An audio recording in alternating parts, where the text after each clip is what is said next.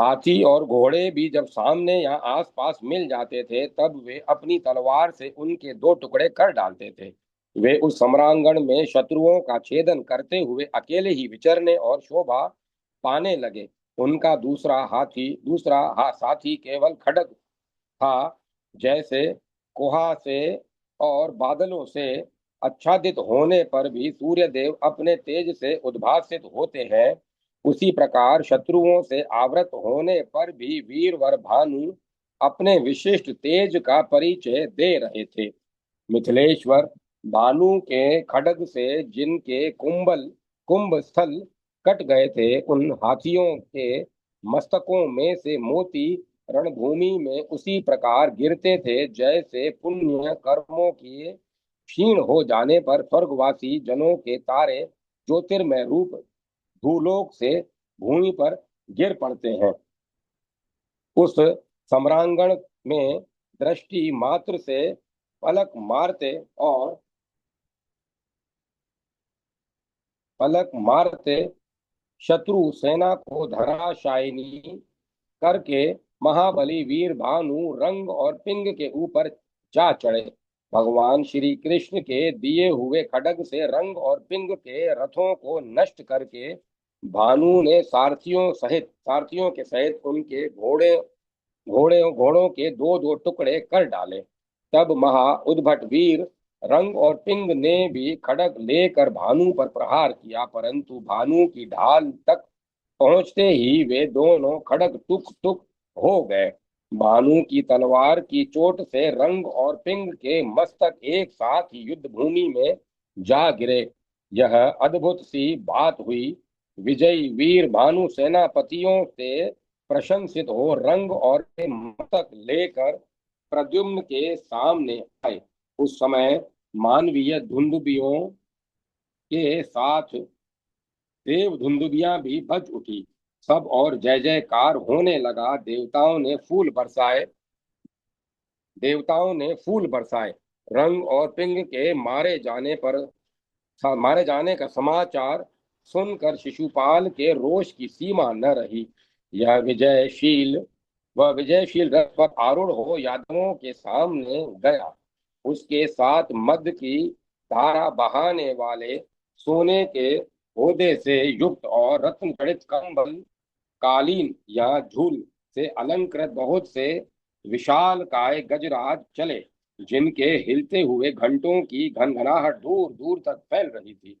देवताओं के विमानों की भांति शोभा पाने वाले रथों, वायु के तुल्य वेगशाली तरंगमों तरंगमों तथा विद्याधरों के सदृश पराक्रमी वीरों के द्वारा वह पृथ्वी तल को विनादित करता हुआ चल रहा था।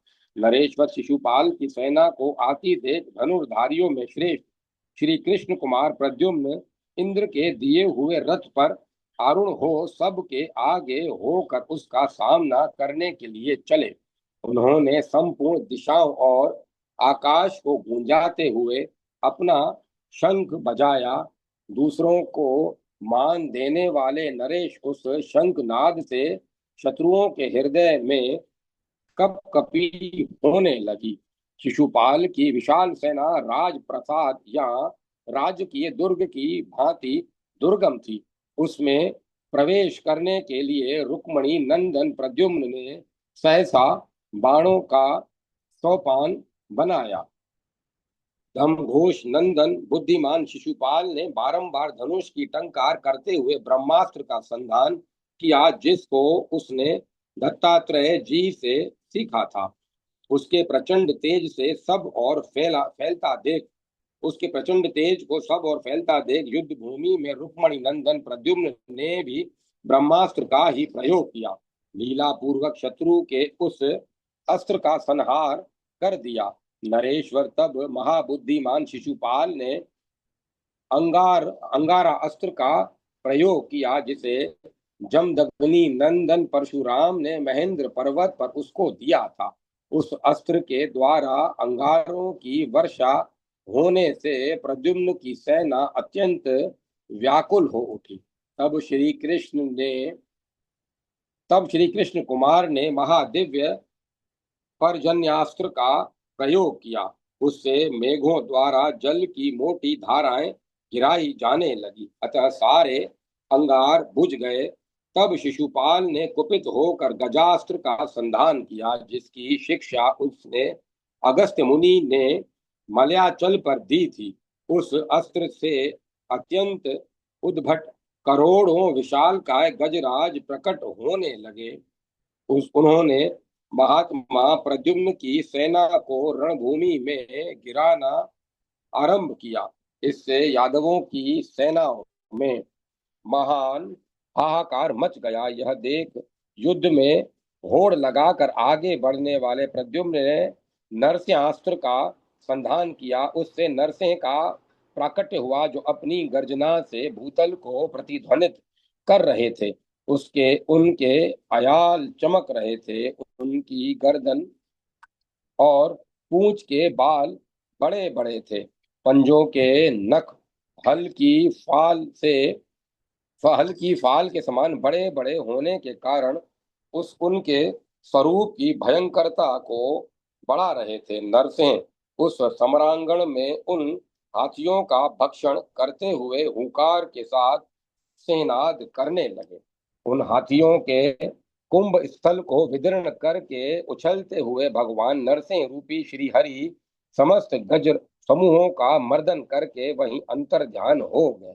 तब महाबली शिशुपाल ने रोष पूर्वक परिघ चलाया, परंतु माधव प्रद्युम्न ने यमदंड से मारकर उसे दो टुकड़े कर दिए। फिर तो चेदीराज शिशुपाल ने शिशुपाल के रोष की सीमा न रही। उसने ढाल और तलवार लेकर प्रद्युम्न पर उस प्रकार धावा किया जैसे पतंग प्रज्वलित अग्नि की ओर टूटता है। श्री कृष्ण कुमार ने वेग पूर्वक उसके खड़ग पर यमदंड से प्रहार किया, जिससे ढाल सहित उसकी वह तलवार चूर चूर हो गई।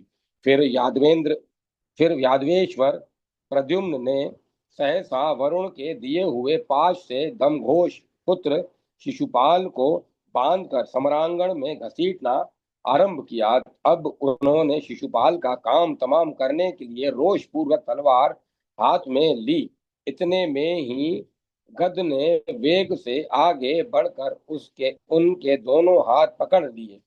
गज बोले, रुक्मणी नंदन परिपूर्णतम महात्मा श्री कृष्ण हाथ से उसका इसका वध होने वाला है, इसीलिए तुम इसे मार कर देवताओं की बात झूठी न करो।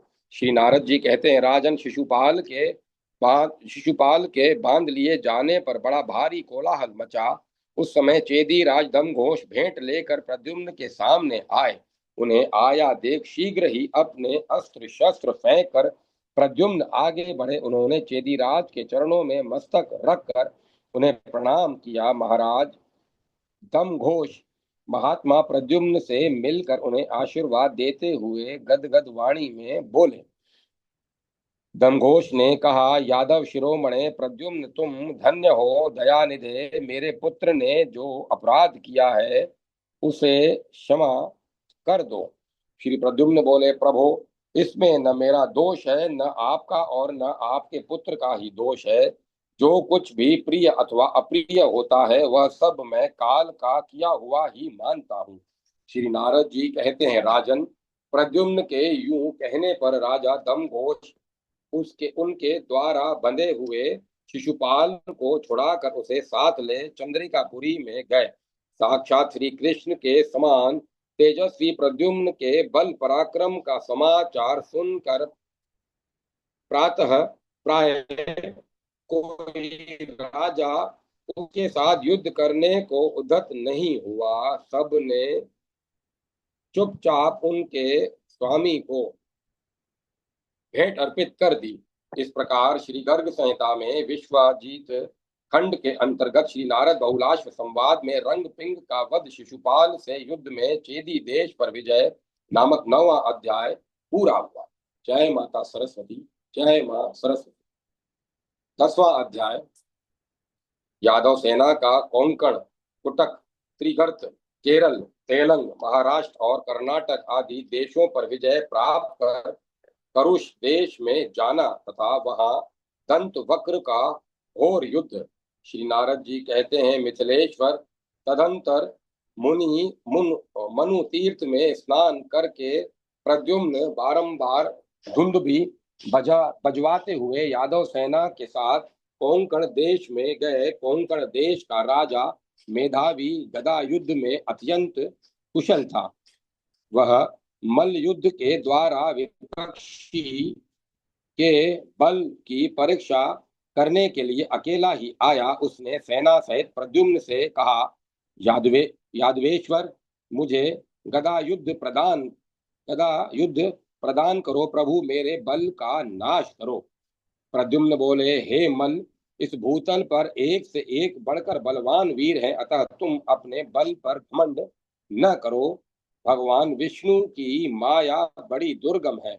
हम लोग बहुत से वीर यहाँ एकत्र हैं और तुम अकेले ही हमसे युद्ध करने के लिए आए हो। महामल, यह अधर्म दिखाई देता है, अतः इस समय लौट जाओ। मल्ल बोला, जब आप लोग बलशाली वीर होकर भी युद्ध नहीं कर रहे हैं तो मेरे पैरों के नीचे से होकर निकल जाइए, तभी अब यहाँ से लौटूंगा।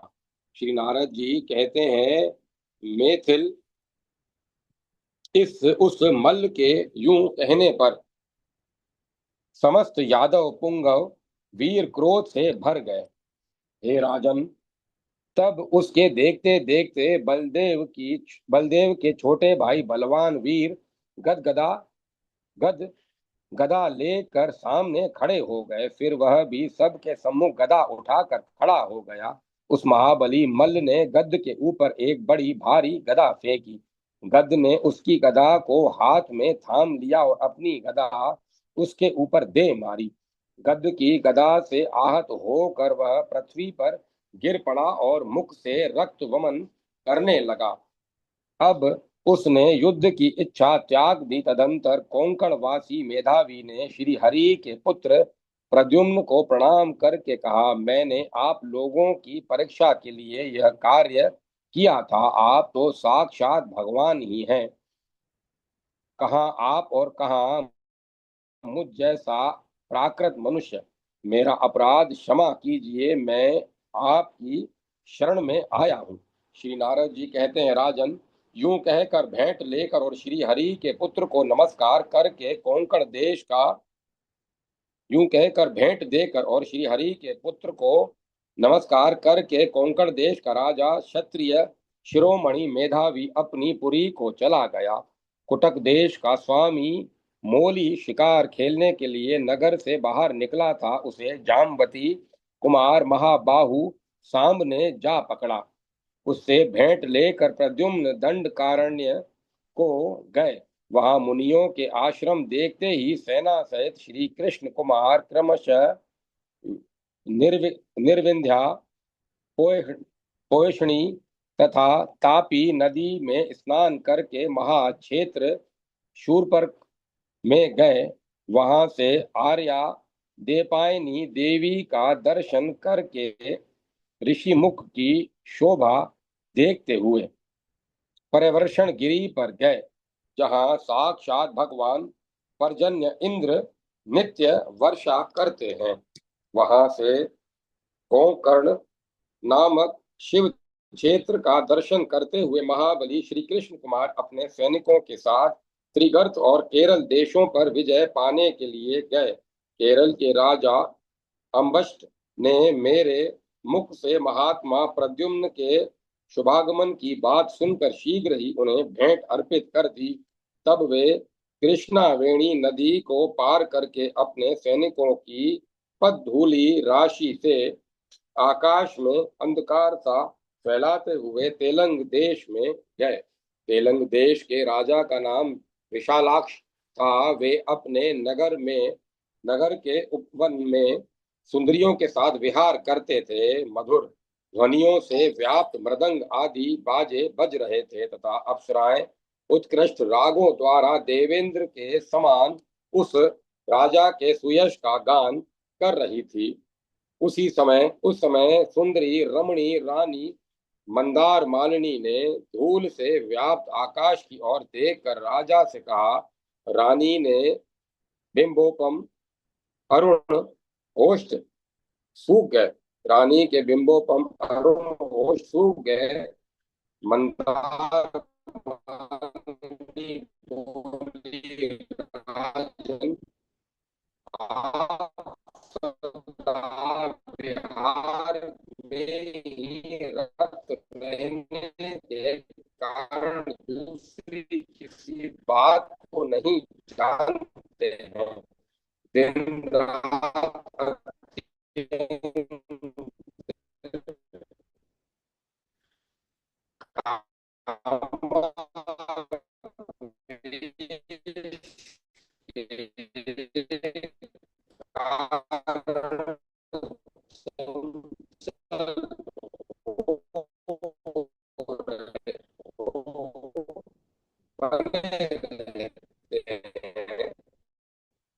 और मैं भी आपके मुख पर छिटकी हुई अलकाओं की सुगंध पर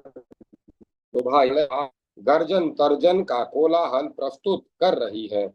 शंभर शत्रु प्रद्युम्न के पास तुरंत भेंट भेज दीजिए। इन भागती हुई भूप सुंदरियों की ओर देखिए। इनके बंधे हुए केश पाशों में फूल झड़ गए हैं। ये श्रम जल पसीने की वर्षा कर रही हैं और वन में प्रवेश करने के कारण इनके केशों के श्रृंगार बिगड़ गए हैं, स्पष्ट प्रतीत नहीं हो रहे हैं। पत्नी की बात सुनकर राजा विशालाक्ष अत्यंत प्रसन्न हो भेंट सामग्री लेकर प्रद्युम्न के सामने आए। उनके द्वारा पूजित और सम्मानित हो धनुर्धरों में श्रेष्ठ साक्षात प्रद्युम्न पंपा सरोवर तीर्थ में स्नान करके वहां से महाराष्ट्र की ओर चल दिए। महाराष्ट्र के राजा विमल विष्णु भक्त थे। उन्होंने बड़े भक्ति भाव से श्री कृष्ण कुमार प्रद्युम्न का सब प्रकार से पूजन किया।